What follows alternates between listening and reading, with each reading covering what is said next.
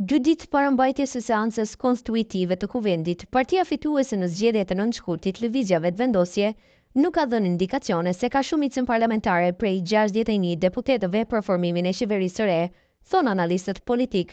Sipas tyre, përveç deklaratave politike, nuk ka asnjë dëshmi se partia e Albin Kurtit ka arritur ndonjë koalicion me partitë shqiptare dhe komunitetet jo shumicë. Në anën tjetër, nga partia Guxo, pjesë e listës së përbashkët zgjedhore të lëvizjes vetëvendosje, thonë se ky koalicion do të formojë qeverinë ardhshme.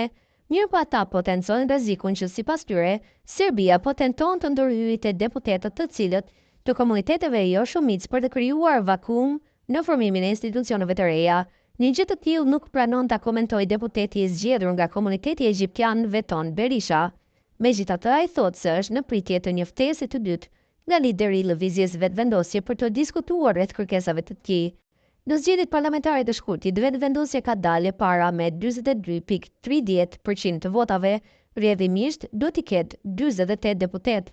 PDK-ja është e dyta me 20.95%, përkatësisht 24 deputet, LDK-ja e treta me 18.27% dhe 20 deputet, dhe koalicioni AK-Nisma 7.06%, respektivisht 8 deputet.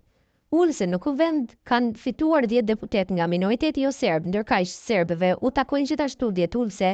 Sipas rezultateve, një ulse e ka fituar politikani serb dhe ministri në detyrë në qeverinë Kurti 2, Nenad Derashish, dhe në ulse lista serbe, partia më e madhe e serbëve në Kosovë, e cila financohet nga Beogradi. Këto rezultate, sipas politologut Artan Muhaxhiri, e determinojnë nevojën e arritjes së një koalicioni qeverisës mes partive shqiptare. Pas refuzimit të LDK-s për konsulta për formimin e qeverisë së re, Muhaxhiri thot për KPK se lëvizja vetëvendosje e vetmja rrugë i mbetet dakordimi me 3 deputetët e nismës dhe përmbushja e kërkesave të komunitetit jo shumicë. Mirë po ai shton se deri më tani nuk ka asnjë shenjë se Kurti mund të arrijë një gjë të tillë. S'ka koalicion dhe s'ka një dëshmi se kryeministri Kurti ka 61 deputet. Mirë po, opsioni vetëm është që t'i arrijë këto vota me nismën. Me PDK-n, LDK-n dhe AK-n i ka shembur urat e bashkëpunimit, prandaj nëse eventualisht formohet qeveria të martën, atëherë kjo do të bëhet vetëm një koalicion të lëvizjes vetëvendosje dhe nismës dhe pakicave, por ekziston mundësia që një herë të zgjidhet kryeparlamentari dhe pastaj të shfrytëzohet hapësira e nevojshme, nëse kryeministri Kurti ka nevojë për të. Është e pamundshme që kryeministri Kurti të krijojë një qeveri të re dhe stabile, s'ka potencial dhe mundësi realiste për ta bërë këtë. Në fakt, ai përveç një kompromisi të madh që mund të bëjë me nismën, asnjë mundësi tjetër nuk e ka që të qëndrojë në pushtet. PDK, LDK dhe AK në asnjë mënyrë nuk po dëshirojnë që të bashkëpunojnë me të, prandaj vetmja rrugë është bashkëpunimi me nismën ose kalimi në opozit, deklaroi ai. Deputeti i zgjedhur nga Radhat e Guxo, pjesë e listës së lëvizjes vetëvendosje, Haxhi Avdyli, thot për median se qeveria ardhshme do të formohet nga lëvizja vetëvendosje, por pa treguar se me kënd do të jetë në koalicion qeverisës. Sipas tij, komunitetet jo shumicë në Kosovë, veçmas ato jo serbe, duhet të tregojnë shembullin e mirë të respektimit të shtetit, sikurse në të kaluarën. Megjithatë, nuk pranon të komentojë se kush prej deputetëve jo shumicë është kontaktuar nga Serbia. Siç është thënë javën e kaluar në një komunikat nga qeveria e Kosovës pas mbledhjes së Këshillit të Sigurisë, ai thot se Serbia është e interesuar për vakum në krijimin e institucioneve. Ai pashtu thot se fqini verior i Kosovës është interesuar edhe për një leadership të dobët për të rritur interesimin politik dhe ekonomik. Sidoqoftë, ai shton se kërkesat nga komunitetet jo serbe, veçmas nga deputetët nga komuniteti bosnjak, janë legjitime dhe duhet të respektohen dhe në kuadër të kushtetutës dhe ligjeve të gjendet një zgjidhje. Serbia është shumë e interesuar për destabilizimin e situatës në Kosovë, është e interesuar për krijimin e vakumeve institucionale, është e interesuar për udhëheqësi të dobët në Kosovë që të rrisë interesin ekonomik dhe politik.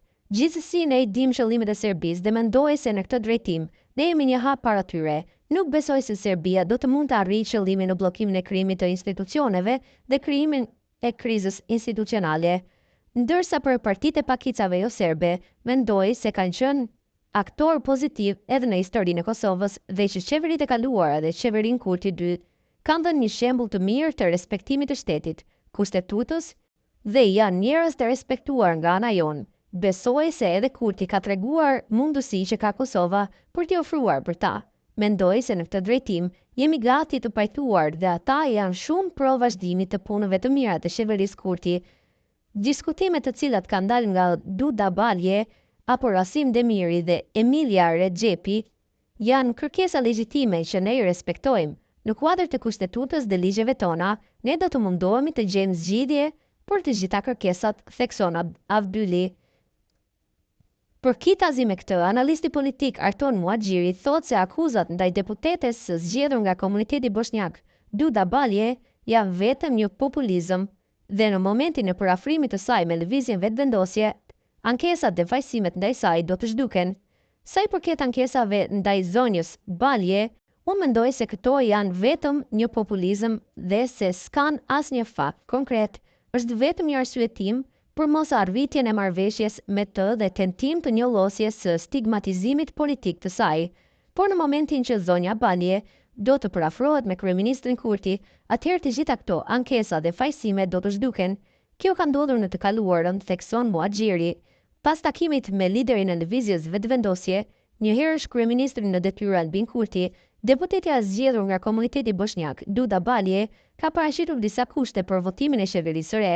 Ajo ka konsideruar të nevojshëm formimin e një komune të re bosnjake në Kosovë. Për këto çështje dhe pozicionin e saj politik, media ka kontaktuar deputeten Balje, por e njëjta nuk ka kthyer përgjigje. Krahas kësaj, edhe deputeti i zgjedhur nga komuniteti egjiptian Veton Berisha ka paraqitur disa kërkesa karshi Kurtit për formimin e qeverisë së re, mes të tjerash edhe marrja e përgjegjësisë në kabinetin qeveritar. Berisha thot për Kosova Press se janë në pritje të një ftese tjetër nga Kurti për të diskutuar mbi formimin e qeverisë së re para mbajtjes së seancës konstitutive të kuvendit. Po e presim ftesën e takimit të dytë që ne kemi lënë nga takimi i parë, po e presim ftesën për takim. S'kemi pasur takim dhe s'ka ndonjë gjë më shumë se sa takimi i parë. Ne kemi diskutuar, kemi dhënë hapësirën dhe mundësinë, jemi të gatshëm për bashkëpunim, s'kemi asnjë pengesë, por kemi kërkesat tona që duhen diskutuar. S'kam asnjë koment, tha ai. Seanca konstitutive e Kuvendit të Kosovës mbahet më 15 prill. Për përgatitjen e kësaj seance është mbajtur një takim këtë javë nga kryetari i Kuvendit në detyrë Glauk Konjufca me liderët e partive politike. Të njëjtën dhe të premten, deputetët e zgjedhur të legjislaturës së nëntë janë regjistruar në ambientet e Kuvendit të Kosovës.